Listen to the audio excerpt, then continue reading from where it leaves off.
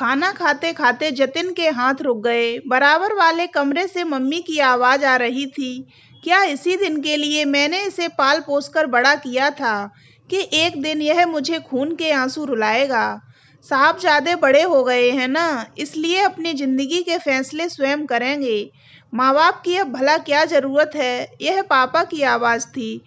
जतिन ने हाथ में पकड़ा रोटी का कौर वापस प्लेट में रख दिया और पानी पीकर उठ गया।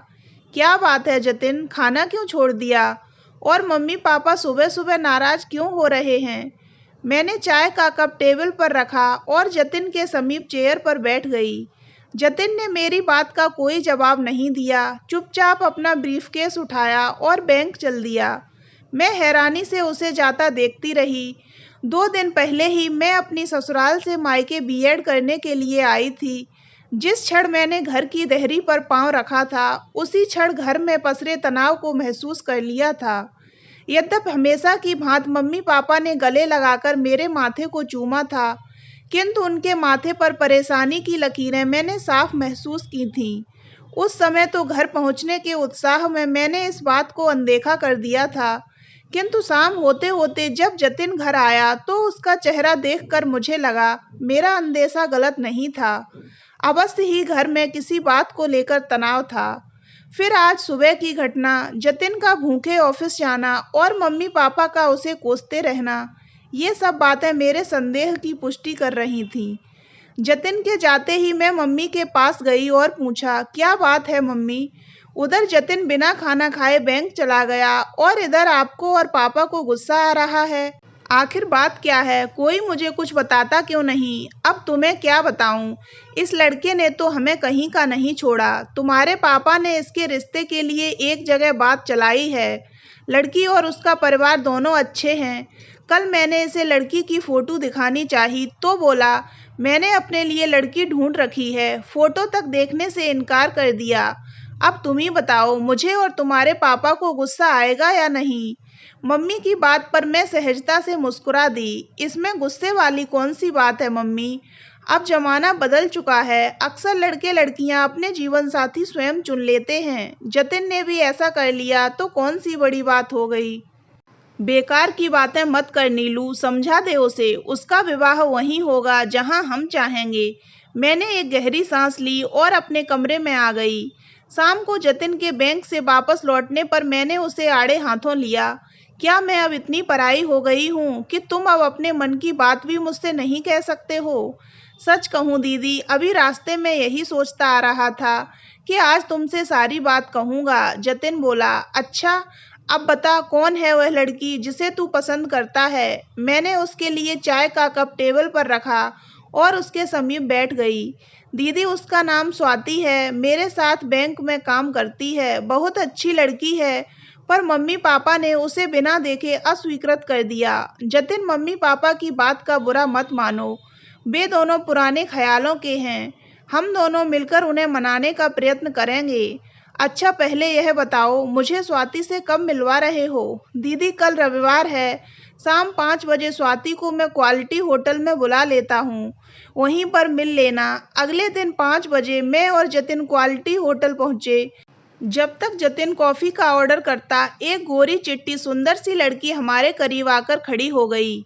जतिन ने हमारा परस्पर परिचय कराया। स्वाति ने तुरंत झुककर मेरे पांव छू लिए। कॉफी पीते हुए मैं उसके परिवार से संबंधित हल्के फुल्के प्रश्न पूछती रही, जिनका वह सहज उत्तर देती रही। मैंने उससे पूछा, तुम जानती ही होगी मम्मी पापा तुम्हारे और जतिन के विवाह के लिए राजी नहीं हैं। ऐसे में जतिन तुम्हें छोड़कर उनकी पसंद की लड़की से विवाह कर ले तो तुम क्या करोगी? दीदी यह तुम क्या? जतिन ने मुझे टोकना चाहा, किंतु मैंने उसे खामोश रहने का संकेत किया और अपना प्रश्न दोहरा दिया। स्वाति के चेहरे पर मुझे पीड़ा के भाव दिखाई दिए। वह धीमे स्वर में बोली, मैं भला क्या कर सकती हूँ? कहीं आत्महत्या जैसा मूर्खतापूर्ण कदम तो नहीं उठाओगी? नहीं दीदी, मैं इतनी कमजोर नहीं हूँ। जिंदगी में संघर्ष करना अच्छी तरह जानती हूँ। आत्महत्या कायरों का काम है। ऐसा करके अपने माँ बाप और भाई को जीते जी नहीं मार सकती। स्वाति का जवाब सुनकर मुझे अच्छा लगा। प्यार से उसके सिर पर हाथ फेरकर मैं बोली, मुझे अपने भाई की पसंद पर गर्व है। मैं तुम दोनों को मिलाने का पूरा प्रयास करूंगी। कॉफी पीकर हम लोग उठ खड़े हुए। रास्ते में जतिन बोला, दीदी स्वाति आपको कैसी लगी? बहुत सुंदर, बहुत समझदार। तुम्हारी शादी उसी से होनी चाहिए। मेरा जवाब सुनकर जतिन के मन को कुछ राहत अवश्य मिली। एक दिन मैं कॉलेज से वापस लौटी तो स्वाति मेरे साथ थी। मम्मी से उसे मिलवाते हुए मैंने कहा, मम्मी यह स्वाति है, राहुल की बुआ की लड़की। पिछले महीने इसकी हमारे शहर में नौकरी लगी है। बेटी तुम्हारे माता पिता कहाँ पर हैं? मम्मी पापा तो दिल्ली में हैं, मैं यहाँ हॉस्टल में रहती हूँ। मेरे सिखाए हुए जवाब स्वाति ने मम्मी के आगे दोहरा दिए। इसे अपना ही घर समझना, जब भी मन करे आ जाना। मम्मी ने चलते हुए स्वाति से कहा। उसके बाद स्वाति का हमारे घर आना जाना शुरू हो गया। मम्मी से उसकी खूब पटने लगी थी। 2-4 दिन भी वह नहीं आती तो मम्मी उसके बारे में पूछ पूछ कर मुझे परेशान कर देती थी। एक दिन लंच टाइम में स्वाति घर पर आई। मैं उस समय कॉलेज गई हुई थी। ज्यों ही वह गेट खोलकर अंदर घुसी, उसे सीढ़ियों पर से मम्मी के चीखने की आवाज़ सुनाई दी। वह तेजी से उस ओर लपकी। देखा मम्मी सीढ़ियां उतरते हुए फिसल गई थीं। स्वाति ने उन्हें सहारा देकर उठाया। मम्मी के बाएं हाथ में चोट आई थी, हाथ हिलाने में भी तकलीफ हो रही थी। स्वाति ने तुरंत टैक्सी की और उन्हें डॉक्टर के पास ले गई। एक्सरे लेने के बाद डॉक्टर ने हाथ पर कच्चा प्लास्टर चढ़ा दिया। शाम को हम सब मम्मी का हाथ देखकर घबरा गए। सारी बात बताकर मम्मी बोली, स्वाति बहुत अच्छी लड़की है। उसने जिस जिम्मेदारी के साथ मेरी देखभाल की, मुझे विश्वास है वह घर बहुत भाग्यशाली होगा जहां वह बहू बनकर जाएगी।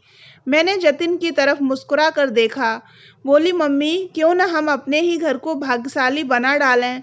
अरे मेरे बस में होता तो कब का बना चुकी होती, परंतु इसे भी तो अक्ल आए ना। पता नहीं कौन सी लड़की पसंद किए बैठा है। मम्मी ने जतिन की तरफ गुस्से से देखा। मैंने मम्मी के गले में बाहें डालकर कहा, ओह मम्मी, इतनी निराश क्यों होती हो? तुम्हारा लड़का बहुत अक्लमंद है। इसने स्वाति को ही पसंद कर रखा है। क्या मतलब? मम्मी चौंक उठी। मतलब यह मम्मी कि स्वाति राहुल की बुआ की लड़की नहीं है। यह वही लड़की है जिसे जतिन ने पसंद कर रखा है। मैंने मम्मी को शुरू से अंत तक सारी बातें बताईं और कहा, आपने और पापा ने तो बिना देखे ही लड़की रिजेक्ट कर दी थी। मेरे पास उसे आपसे मिलवाने का कोई और रास्ता नहीं था। अभी मैंने अपनी बात पूरी ही की थी कि तभी पापा कमरे में आ गए। सुना आपने? नीलू कह रही है। मम्मी अभी भी मेरी बात से अचंभित थी। मैंने सब सुन लिया है। इस बारे में हम अब कल बात करेंगे। पापा को शायद सोचने के लिए समय चाहिए था। अगले दिन तक मैं और जतिन मसोपेश की स्थिति में रहे। पापा के जवाब पर ही हमारी सारी उम्मीदें टिकी थीं। रात को डाइनिंग टेबल पर पापा बोले, जतिन तुम्हें स्वाति पसंद है तो हमें कोई ऐतराज नहीं है। उसे अपने घर की बहू बनाकर हमें भी खुशी होगी, परंतु लड़की वालों से बात करने हम नहीं जाएंगे। उन्हें हमारे घर आना होगा। यह कोई बड़ी बात नहीं है पापा, वही लोग आपसे बात करने आ जाएंगे। जतिन फोन की तरफ लपका। अवश्य ही वह स्वाति को यह खबर सुनाना चाहता होगा। रविवार शाम को स्वाति के मम्मी पापा हमारे घर आए। चाय पीते हुए पापा बोले, भाई हमें आपकी बेटी बहुत पसंद है। हम इस रिश्ते के लिए तैयार हैं। आप सगाई की तारीख निकलवा लें। देखिए भाई साहब, खुलकर बात करना अच्छा होता है। आपकी कोई डिमांड तो नहीं है? स्वाति की मम्मी ने पूछा। डिमांड तो कोई नहीं है। हाँ, शादी बढ़िया होनी चाहिए। यूँ भी आप लोगों में लड़की के विवाह में नगद रुपया तो चलता ही है। स्वाति के पापा के चेहरे पर उलझन के भाव आए। मैं आपका मतलब नहीं समझा। मैं समझाता हूँ। अगर जतिन और स्वाति एक दूसरे को प्रेम न करते तो आप लोग स्वाति के लिए अपनी ही बिरादरी में लड़का ढूंढते। तब क्या आपको उसके विवाह में नकद रुपया नहीं देना पड़ता? जो रुपए आप तब देते वही रुपए आप हमें अब दे दीजिए। पापा, यह आप क्या कह रहे हैं? जतिन हैरान सा हो उठा था। उसे पापा से यह उम्मीद नहीं थी। मम्मी ने उसकी ओर आंखें तरेर कर देखा। जतिन, बड़ों के बीच में तुम मत बोलो। भाई साहब, आप स्पष्ट बता दें तो अच्छा रहेगा। कितना नगद रुपया आप चाहते हैं? स्वाति के पापा ने पूछा। अधिक नहीं, कम से कम 2 लाख तो आपको देना ही चाहिए। पापा और मम्मी एक दूसरे की ओर देखकर मुस्कुराए। जतिन का चेहरा क्रोध से लाल हो उठा था। वह उठकर अंदर चला गया। जतिन के जाने के बाद स्वाति के मम्मी पापा भी उठ खड़े हो गए। तो दोस्तों, अगर आपको ये कहानी अच्छी लगी हो तो वीडियो को लाइक करें और ऐसी ही अन्य कहानियाँ सुनने के लिए हमारे चैनल को सब्सक्राइब अवश्य करें।